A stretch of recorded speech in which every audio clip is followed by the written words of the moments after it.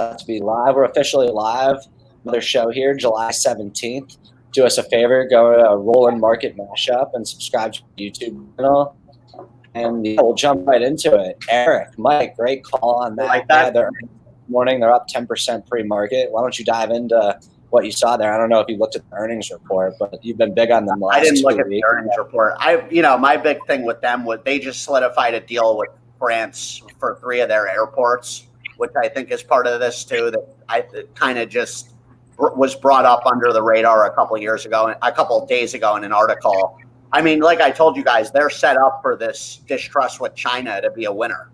So I'm banking on that heading into earnings. I figured the chart was looking ready to break out, and that's what's happening here. I think there's a lot of potential with good news ahead for headwinds for these guys. It's going to be a very interesting stretch. I think they're set up to kill it, and I really could see them getting acquired by a U.S. company. So possible takeover bid. If that doesn't happen, market share is up for grabs. So are you not selling any of the pop today? You're going to just hold it? Hold it. I own 1,100 shares, so which is a solid amount. It's just I just got in 2 weeks ago. I looked at that more as a longer term. Let me be in front of this narrative, and now these guys clearly won't be flying under the radar the way they were. Well, good job on that. I don't really know much about them. I just pulled up what I look at each morning, which is the stock pre-market trading activity that shows most active stocks, biggest gainers, and biggest losers.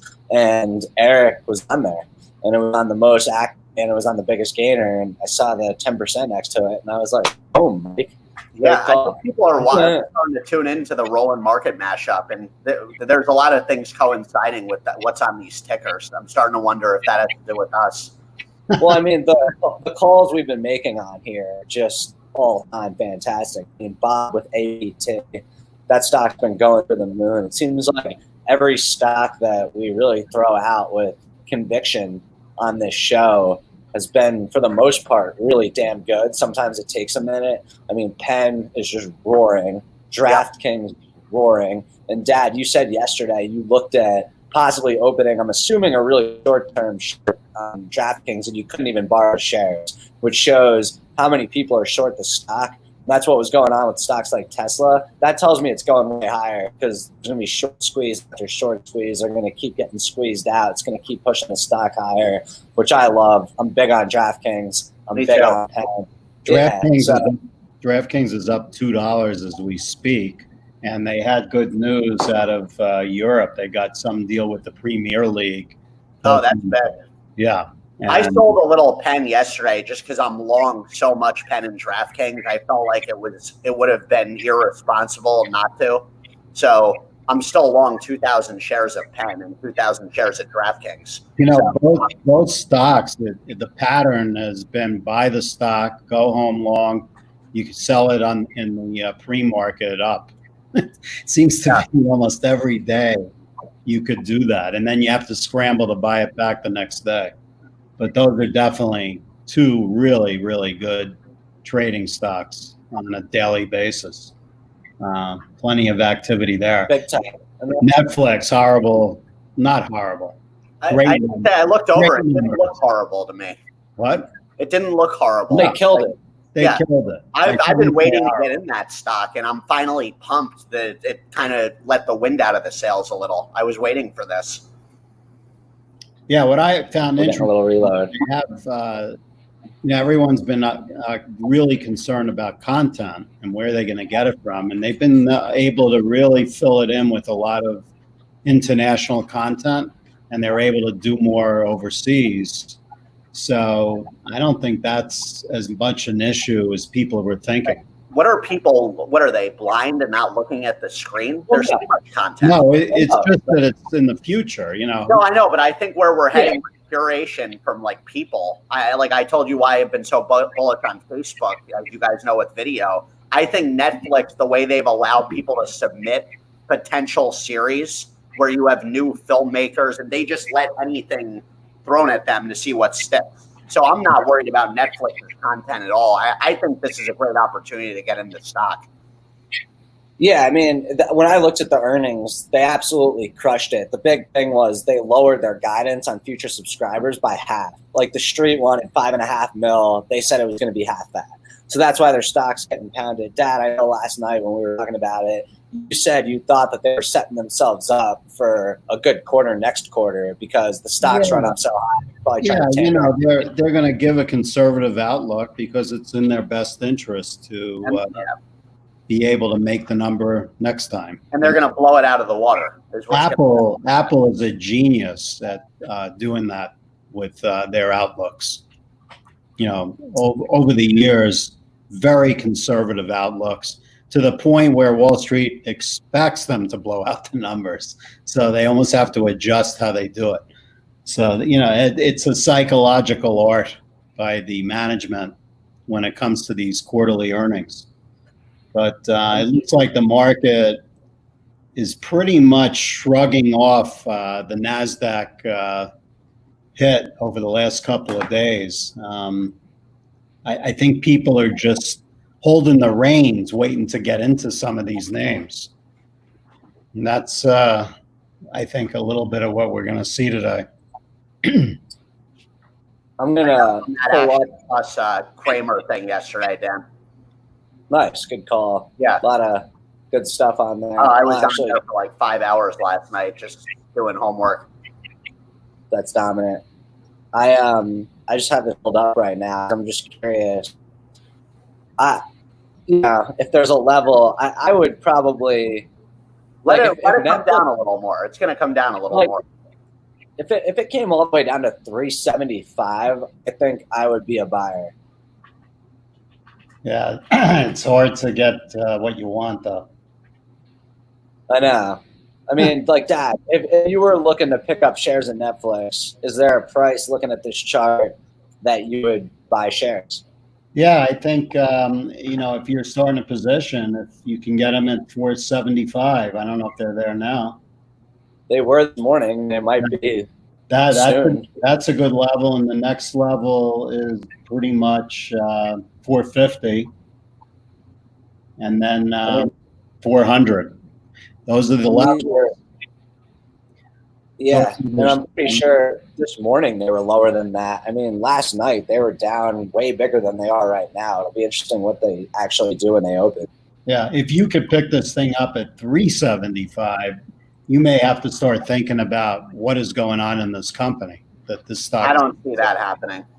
Yeah, I'd be surprised.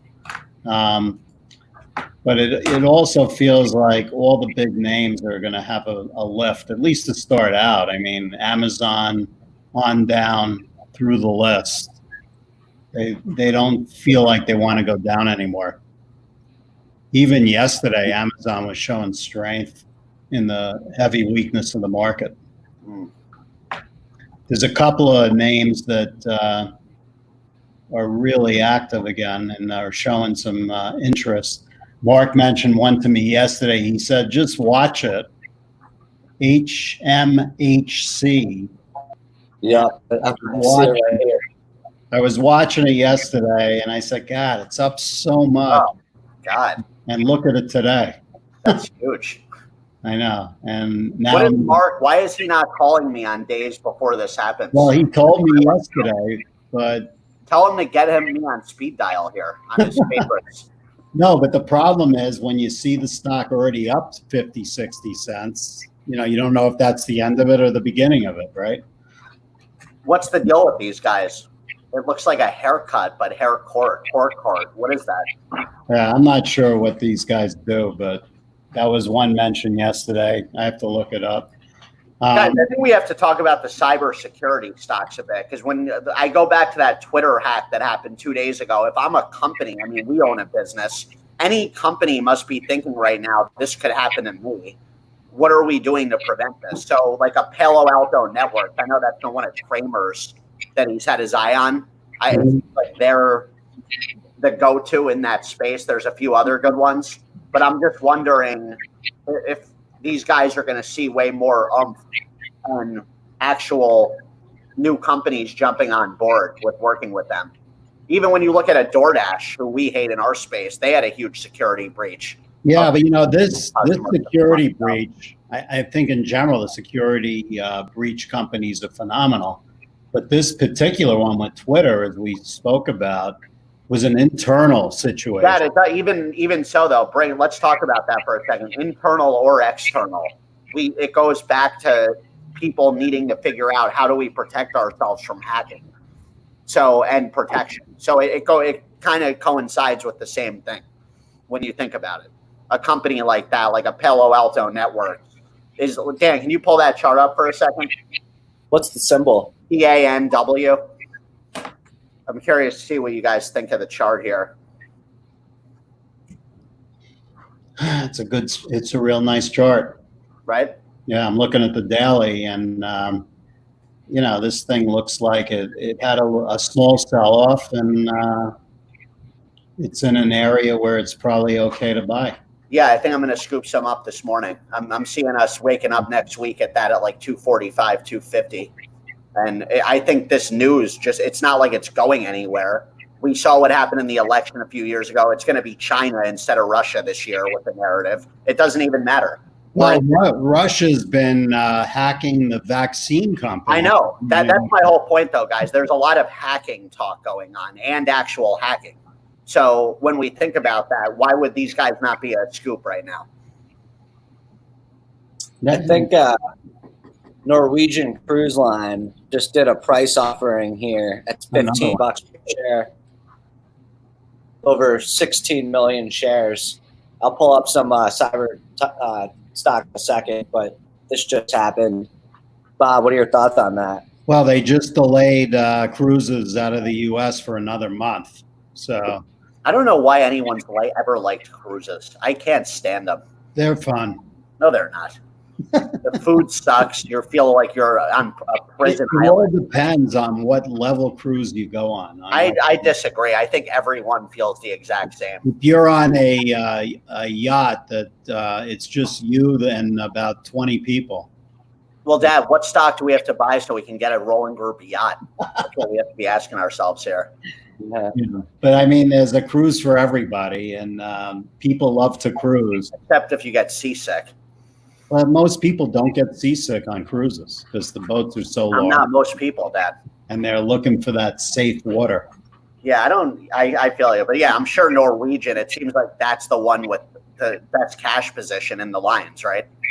I don't know who's got the best cash position. They're all in trouble, but they're all able to raise money, which is shown by what Norwegian did today. Mm-hmm. So as long as they can raise money and get through everything until there's a vaccine, they'll be okay. The problem is, what do you pay for them? And I don't know. It's a quick trade, not a long-term deal as far as I'm concerned. Like one of the things I was telling Dad last night, and now that you're on the Kramer subscriber thing, you'll see he does these morning little market recaps where he'll do like a 4-minute video where he's got this girl that's asking him a couple questions about what's going on with the market, a couple stocks, and he'll give his take on everything. And I was telling Dad last night, he thinks that Johnson & Johnson is so far along their vaccine for COVID and that they're keeping it a secret. Because I was reading that last night. Yeah, he thinks that they know something, and I think he's really, really bullish on that name. It seems reading between the lines, his team is very bullish on them. It's like a dark horse in the vaccine space, even though they're Johnson. Yeah, but Dad, you had an interesting point last night about them. What's up? Say again. You had some interesting. Yeah, well, sorry, I'm having a little connection. Yeah, well, basically, first of all, on the chart, I think J&J's chart looks great, and it's similar to the Palo networks we just looked at, actually, for no reason other than a coincidence. But the issue is when you have a large company that comes up with the vaccine, let's say, versus one of these companies that's all they're working on, what percentage of their total business is this going to be, and how does it really impact the company? So obviously, if J&J comes up with a vaccine, that's great, but is it going to move the stock a tremendous amount like one of these little biotechs that's, out there all alone. There's no way. But that doesn't mean it's not going to go up. But the impact is going to be a lot less than you'll get from the Modernas of the world. But there's enough room for these vaccines.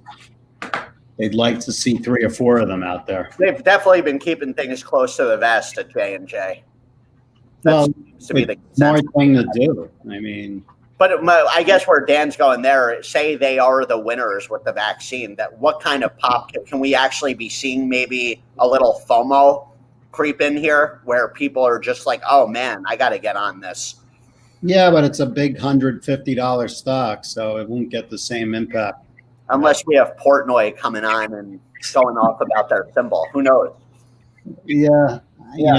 I think it's a great drug company. It should be in most portfolios, but don't they have aren't they in every single kids, like they do the baby what's that stuff called? Yeah, baby powder. Baby powder. Yeah, well, they had the huge problem with talc because of the asbestos. There were a bunch of lawsuits on that. But J&J headquarters, New Brunswick, New Jersey, you guys. Yeah, we've passed by there a million times. Yeah, almost everybody I went to school with in North Brunswick had a relative that worked at J&J. A lot of powerhouses in Jersey. For sure. Absolutely. Another stock that I brought up probably about a month ago on the show. You love this company. Well, they're starting to break out. They've been doing really, really well the last 5 days. They're doing what I kind of thought that they would do.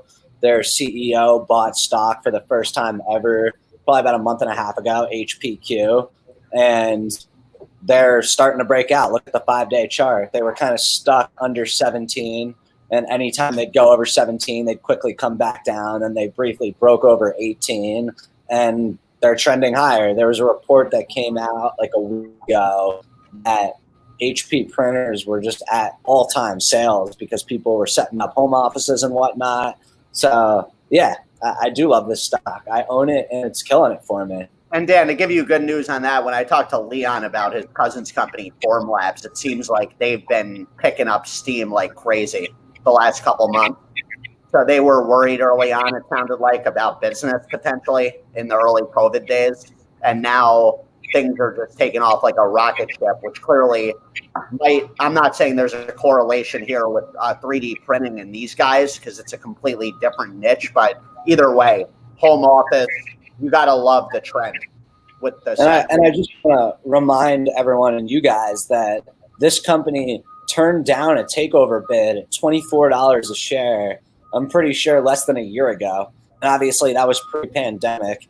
But, post-pandemic is when the CEO bought stock for, like I said, I think the first time ever. And he bought the stock, I think at like $16.80. So, it's an interesting name to watch. They've had a lot of good news lately. And I don't think they've necessarily gotten the credit that they deserve. Seems like a stock that if they have a good earnings report could pop big. So I'm holding on to them, and I like them. And then another stock that I know I was talking about a couple of weeks ago that I've been kind of playing both short and long. I haven't played it this week. It's this LiveX Media company that, it's one of these companies. This is the 1-year chart on there. They just made a partnership with Pitbull. They seem like they are actually onto some legit stuff. And, they're not getting any love at all. But when I was originally looking at their term chart, I was looking at it and I wanted to try and pull back to 375 because it went up past 450. It did that. I wasn't paying attention because I've been golfing all week. But as soon as it did that, it quickly popped. And yesterday it opened there and all day trended up. And right now is basically back to 4. I kind of think this could make a move to 5, which would be a massive move for this stock. And it might be a stock that I look to day trade. LIVX. Yeah, punch in APT. Let's talk about that one a little bit. It's an interesting story. I am looking for a new apartment. So right before I punch APT, a quick thought on the chart of LIVX. No, I agree with you. I think if you can pick it up in the high threes, it's probably an interesting play. 375-ish, maybe. Yeah, which is where it was yesterday morning. I think now it's back off to the races, and I don't know if we're going to get that chance again, but we'll see. Wow, yeah, APT, Bob, is just on a rocket ship ever since APT, I mean, yesterday it ran up over 20. And, the story here is that they do protective equipment. So every time there's an announcement that someone is making masks mandatory, like and Walmart. This company's out of Utah, and I believe they make everything here. They're out of Utah. What part? I think Salt Lake. I'm not sure. Maybe that's a potential Odell synergy. But I think there's going to be a continual announcement after announcement from states saying masks are going to be mandatory. Colorado did it last night for today, and there's going to be tremendous pressure on these states. And it came off $1 from the high, so it'll be interesting to see how the action is today. But if it trades through yesterday's close and I think 1950 area, then you got to really think it's going to make a new high again. This thing has run up when 41.59 back in late February when this pandemic first hit, and then it came all the way down, and it's been struggling and trading back and forth since. But, so what did you say the level is that you would want to reload?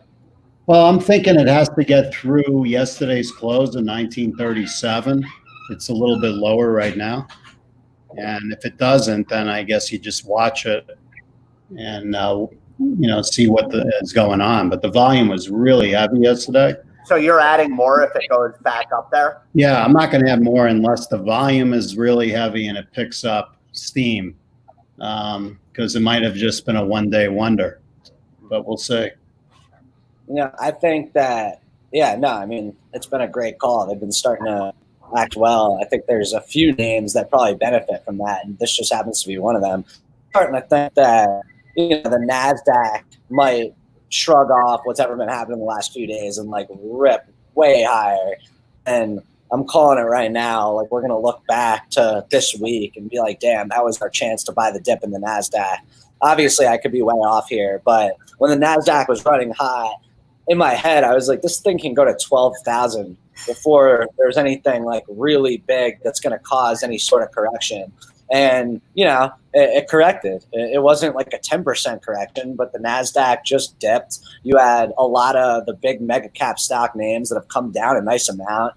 On Microsoft, and I think yesterday at the close they all looked like they maybe were tired of going down, and now today it looks like the NASDAQ's back to leading the market. I mean, it's up over 100 points pre-market. I wonder if it's just going to rip way higher. I'm going to buy a little Google today.